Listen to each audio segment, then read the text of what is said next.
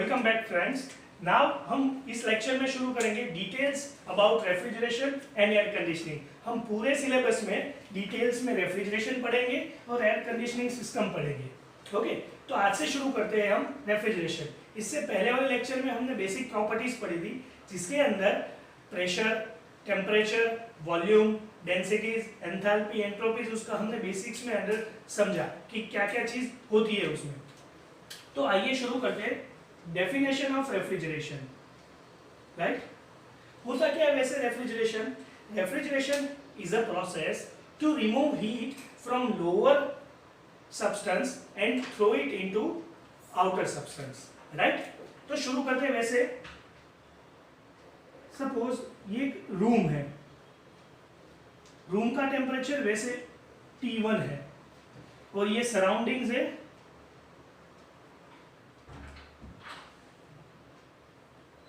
जिसका temperature T2 है। अभी according to law of thermodynamics heat का फ्लो कैसे होता है? जहां पे T2 is greater than T1। Okay, so heat का फ्लो होता है T2 से T1 तक। अगर हम गर्मी में देखें तो हम जैसे ही विंडो खोलते हैं तो हमें गर्म हवा आती है, तो मतलब हीट का फ्लो जो होता है वो T2 से T1 होता है। इसीलिए गर्मी में हमारा रूम ज़्यादा गर्म हो जाता है और वो ह्यूमन कंफर्ट के लिए सही नहीं है। सेम चीज़ अगर मैं मेरी चीज़ों को रखने की बात करूं, अगर मैं फ्रिज की बात करूं, तो उसमें भी यही होता है कि जो मेरे खाने की चीज़ें जैसे सब्जियां, अंडे, दूध, वो सब गर्मी में बिगड़ जाते हैं। तो उसको मुझे ऐसे कंडीशन में रखना है कि जो लंबे समय तक चले भी और वो प्रिजर्व भी हो सके। तो यही कंसेप्ट से रेफ्रिजरेशन और एयर कंडीशन चलते हैं। ओके, तो जो टेम्परेचर सराउंडिंग से कम में है और यहाँ से T2 से T1 हीट मुझे ट्रांसफर नहीं करनी, वो तो नेचुरली होती ही है। मुझे हीट कहाँ से ट्रांसफर करनी है? T1 से लेके T2 तक, जहाँ पे T2 is greater than T1 है। तो हीट यहाँ से यहाँ फ्लो नेचुरली नहीं करती, वो मुझे आर्टिफिशियली करवानी पड़ती है। और जो मशीन ये आर्टिफिशियली, ये प्रोसेस को कहते हैं हम refrigeration, to remove heat from lower temperature substance and throw it into outer temperature heat substance.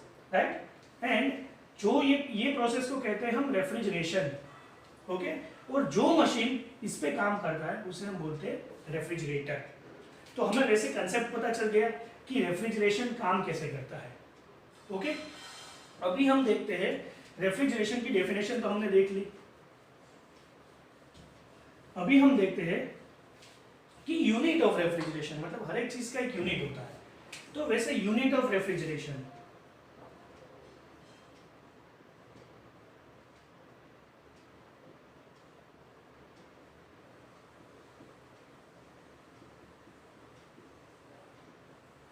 Unit of refrigeration, अगर हम मार्केट में एयर कंडीशन लेने जाए तो हम ऐसा नहीं बोल सकते कि मुझे लाल वाला चाहिए या पीला वाला चाहिए। हम ऐसा बोलते हैं कि मुझे 1 टन का एयर कंडीशन चाहिए, मुझे 2 टन का एयर कंडीशन चाहिए। राइट, तो ये 1 टन 2 टन है क्या, उसे बोलते हैं टन ऑफ रेफ्रिजरेशन। तो ये रेफ्रिजरेशन का यूनिट है, उसे जनरली बोलते हैं टन ऑफ रेफ्रिजरेशन, TR बोलते हैं।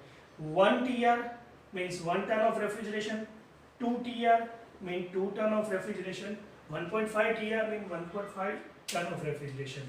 तो ये यूनिट ऑफ रेफ्रिजरेशन है। अभी ये रेफ्रिजरेशन की यूनिट कैसे जनरेट होता है वो हम देखते हैं। उससे पहले हम प्रीवियस लेक्चर का एक चीज याद कर लेते हैं, जो बोलते हैं हीट। हीट वैसे होता क्या है? हीट होता ये है कि energy flow due to temperature difference. Temperature difference के कारण जो एनर्जी फ्लो होता है उसे हम हीट कहते हैं। हीट के 2 टाइप होते हैं, एक होते हैं सेंसिबल हीट और दूसरा होता है लेटेंट हीट। सेंसिबल हीट होता क्या है? तो जिस हीट में जो टेम्परेचर डिफरेंस के कारण हीट जनरेट होता है उसे हम सेंसिबल हीट बोलते हैं, बट जिसमें फेज चेंज नहीं होता। तो जहां पे टेम्परेचर चेंज होता है पर फेज चेंज नहीं होता, मींस सॉलिड से लिक्विड, लिक्विड से गैस, या उल्टा लिक्विड से सॉलिड और गैस से लिक्विड नहीं होता। वैसे लेटेंट हीट में क्या होता है? जिस हीट के कारण टेम्परेचर में चेंज नहीं आता बट फेज में चेंज आता है, उसे हम बोलते हैं लेटेंट हीट। तो ये जो रेफ्रिजरेशन मेनली है ये लेटेंट हीट के ऊपर काम करता है हमारा। ओके, तो हम आइए समझ लेते हैं टर्न ऑफ रेफ्रिजरेशन क्या होता है।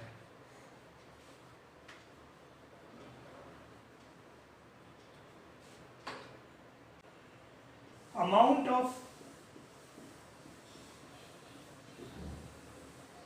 heat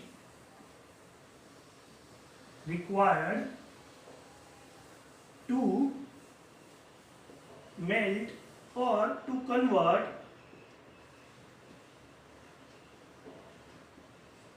1000 kg of ice into 1000 kg of water at 0 degree Celsius during 24 hours. Means unit of refrigeration means वो टर्न में हमने देखा कि वो टर्न ऑफ रेफ्रिजरेशन से पता चलता है. टर्न ऑफ रेफ्रिजरेशन है क्या? Amount of heat required to convert 1000 kg of ice into 1000 kg of water at 0 degree Celsius during 24 hours. Means 1000 kg of बर्फ को मुझे 1000 kg ऑफ वाटर में कन्वर्ट करने के लिए कितनी हीट देनी पड़ती है 0 डिग्री पे during the time of 24 hours, उसे हम बोलते हैं टर्न ऑफ रेफ्रिजरेशन. ओके, तो ये हो गया टर्न ऑफ रेफ्रिजरेशन का डेफिनेशन. अभी टर्न ऑफ रेफ्रिजरेशन का इक्वेशन भी कुछ होगा, वो भी देख लेते हैं हम. यहाँ पे हमने देखा कि मेनली इंपॉर्टेंस कौन सी हीट का है, होता है सेंसिबल हीट, बिकॉज वो कन्वर्ट करता है 0 degree ice to 0 degree water.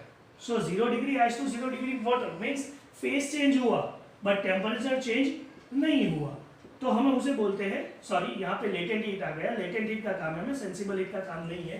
Latent heat means 0 degree ice to 0 degree water.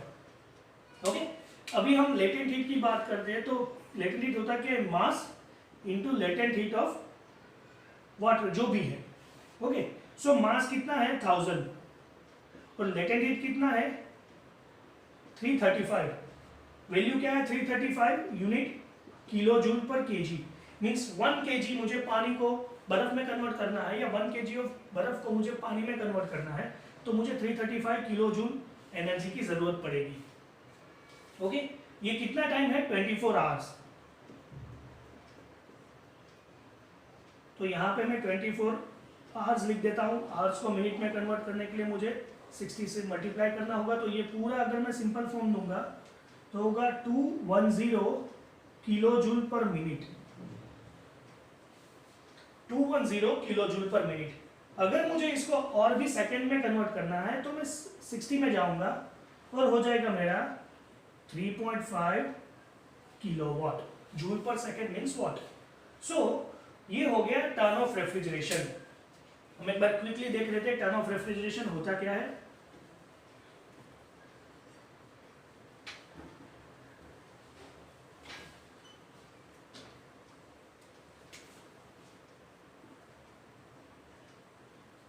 Turn of refrigeration होता क्या है कि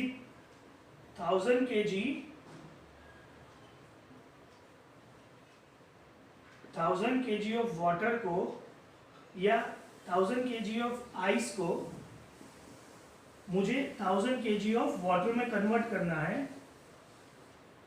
कितने टाइम पे, एक 0 डिग्री सेल्सियस और 24 घंटे में कितनी एनर्जी मुझे खींचनी पड़ती है, कितनी एनर्जी चाहिए, उसे हम बोलते हैं टर्न ऑफ रेफ्रिजरेशन. और यहाँ पे हम देख लेते हैं 1 ton of refrigeration is equal to होता है 210 किलो जूल पर मिनट और हो जाता है 3.5 किलोवाट. तो ये हो गया यूनिट ऑफ रेफ्रिजरेशन.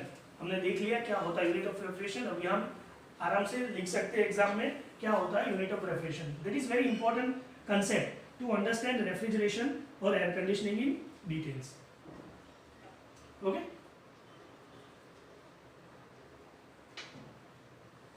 तो हमने क्या देखा क्या होता है रेफ्रिजरेशन. वैसे प्रोसेस ऑफ रेफ्रिजरेशन हमने देखा, फिर हमने देखा यूनिट ऑफ रेफ्रिजरेशन.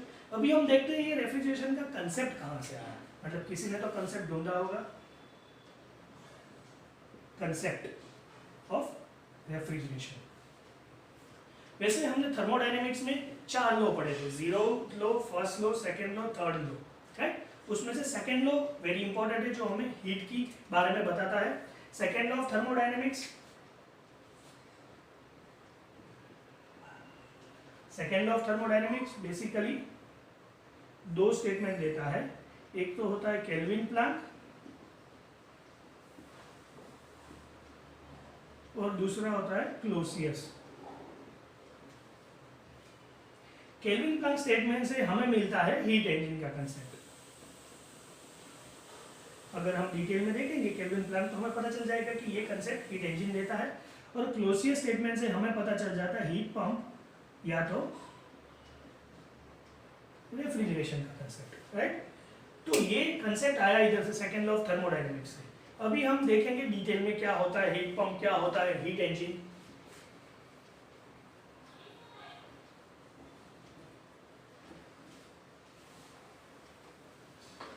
सपोज ये टेम्परेचर सोर्स है दैट इज T1 और ये है सिंक T2। वैसे T1 is greater then T2 रहता है, T माने टेम्परेचर, ओके। T1 T2 से बड़ा है, तो अगर मैं नेचुरली हीट फ्लो करवाऊं तो T1 से T2 हीट फ्लो होगा, Q1 Q2, और यहां से मुझे वर्क मिलेगा। वर्क कितना होगा? Q1 माइनस Q2, तो ये हो जाएगा मेरा हीट इंजन। बट ये इंजन का कंसेप्ट मुझे मिलता है केल्विन प्लैंक से। अभी क्लोसियस से मुझे क्या मिलता है कि अगर मुझे उल्टी हीट ट्रांसफर करवाना है, मतलब कि T2 से अगर T1 जाना है जहां पे T1 बड़ा है और T2 छोटा है, तो मुझे यहां से हीट खींचनी पड़ेगी Q2 Q1। ये नेचुरली फ्लो होता है, बट ये आर्टिफिशियली मुझे करवाना पड़ता है। कैसे? तो मुझे ये मशीन को वर्क देना पड़ता है, और ये वर्क होता कितना है? सेम Q1 माइनस Q2 जितना, ओके। तो ये मशीन को बोल देते हैं रेफ्रिजरेशन, ओके। तो ये हो गया मेरा हीट पंप, ये हो गया ये हो गया मेरा हीट इंजन, ये हो गया मेरा रेफ्रिजरेशन। अभी मेरा आउटपुट Q2 है, तो ये मशीन को हम बोल सकते हैं रेफ्रिजरेटर। अगर मेरा आउटपुट Q1 है तो हम इसे बोलते हैं हीट पंप। हीट पंप का काम क्या है वैसे, कि सराउंडिंग अगर ठंडा है 0 डिग्री सेल्सियस और यहाँ पे मुझे गर्मी चाहिए, तो मैं क्या करूँगा कि यहाँ से हीट खींचूंगा और वही हीट यहाँ पे लाऊंगा। तो ये जो पोलर रीजियंस है वहाँ पे जो हीट पंप होते हैं ये इसी प्रिंसिपल पे काम करते हैं।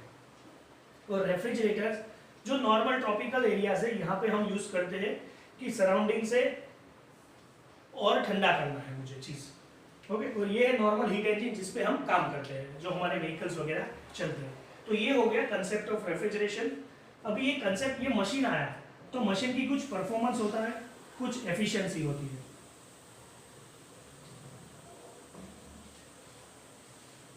तो अभी मैं इंजन की बात करूं,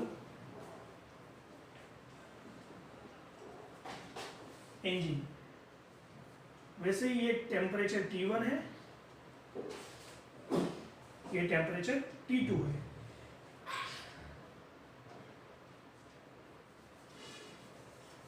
ये Q1 हीट यहाँ से निकल रही है और Q2 सराउंडिंग में छोड़ रहा है, तो यहाँ पे मुझे वर्क मिलेगा और इसे हम बोलते हैं इंजन। वर्क क्या होगा? Q1 minus Q2।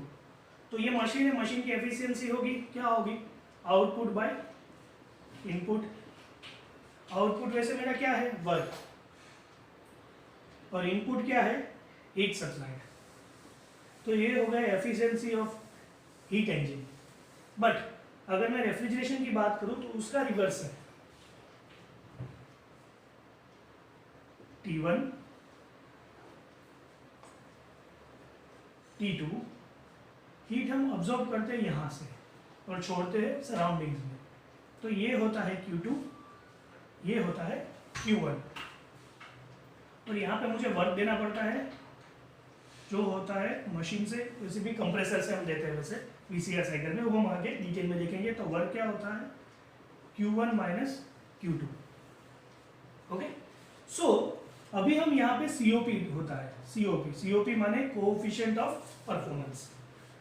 Heat engine की एफिशिएंसी होती है, रेफ्रिजरेशन का क्या होता है? COP होता है। वैसे COP होता क्या है? वैसे same, output by input. Output में मुझे क्या मिला? अगर मैं रेफ्रिजरेशन की बात करूं तो मुझे आउटपुट में मिला Q1 Q2, जो Q2 मेरा हीट अब्सॉर्ब करता है, तो Q2। और इनपुट क्या होगा मेरा? Work, okay. सो ये हो गया मेरा COP ऑफ रेफ्रिजरेशन। फिर हम देखते हैं सीओपी ऑफ हीट पंप का।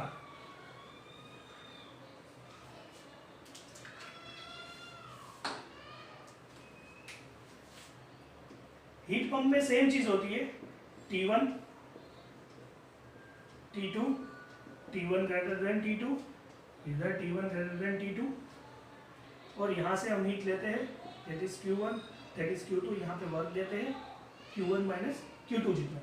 Okay, same reverse of heat engine. तो यहाँ पे मेरा COP हो जाएगा आउटपुट बाय इनपुट, बट मेरा आउटपुट यहाँ पे क्या है Q1, क्योंकि मैं गर्म हीट को यूज कर रहा हूँ। ओके, तो मेरा COP हो जाएगा COP of heat pump that is Q1 upon work done. तो ये COP ऑफ हीट इंजन हो गया, सॉरी हीट पंप हो गया, और ये COP ऑफ रेफ्रिजरेटर हो गया। ओके, तो हम एक बार तीनों की इक्वेशन देख लेते हैं। ये हमने कंसेप्ट देख लिया, अभी हीट पंप और रेफ्रिजरेशन के इक्वेशंस देख लेते हैं।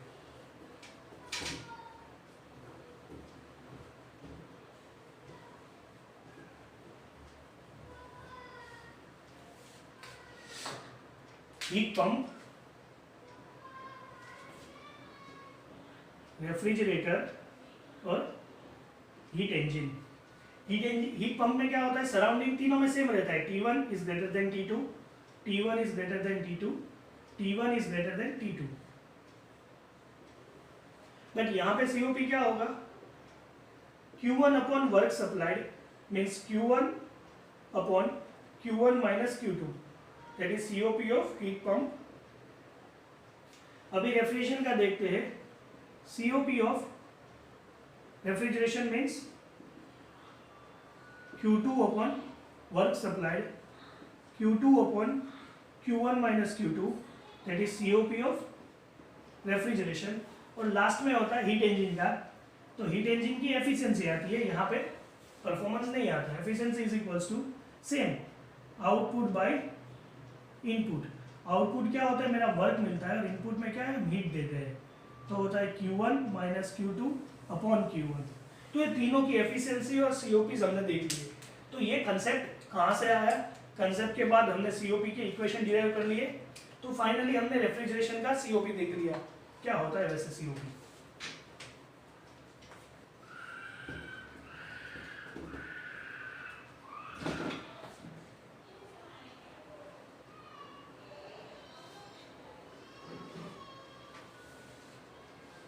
सो एक नया रिलेशन मिलता है इधर से, COP of heat pump is equals to Q1 upon Q1 minus Q2, और COP of refrigeration that is Q2 upon Q1 minus Q2।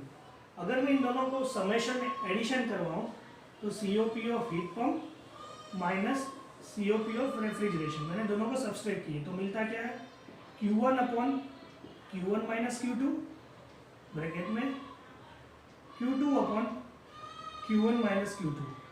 दोनों को मैं सब्सट्रैक्ट कर दूंगा तो डिनोमिनेटर अगर सेम है तो न्यूमरेटर सेम हो जाएंगे, मतलब सब्सट्रैक्शन हो सकेगा, तो हो जाएगा 1।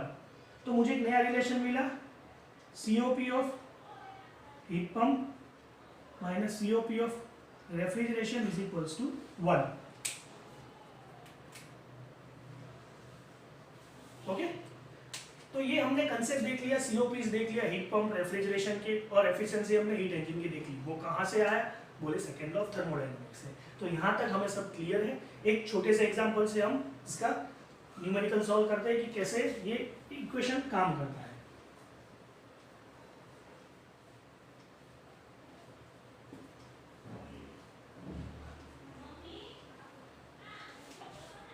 अभी ये थ्योरी के बाद हम कुछ निचोड़ निकालते हैं क्या होता है। तो COP of refrigeration always less than CO2 of heat pump, okay. Then CO2 of refrigeration और COP of heat pump always greater than 1 and efficiency of engine always less than 100%, okay. और हम बोल सकते हैं ऑलवेज लेस देन 1, क्योंकि 0.5 अगर आई तो उससे हम 100%, तो परसेंटेज में 100 से लेस होता है और बाकी वैल्यू में 1 से लेस होता है। तो हमने वैसे देख लिया बेसिक कंसेप्ट ऑफ रेफ्रिजरेशन, हम यहाँ तक रखते हैं। आगे के लेक्चर में हम देखेंगे कि क्लासिफिकेशन ऑफ रेफ्रिजरेशन क्या होता है, क्लासिफिकेशन रेफ्रिजरेशन का, उसकी बेसिक्स, एप्लीकेशन, कहाँ कहाँ पे रेफ्रिजरेशन एप्लीकेबल होता है। ओके, गुड नाइट दोस्तों, गुड बाय।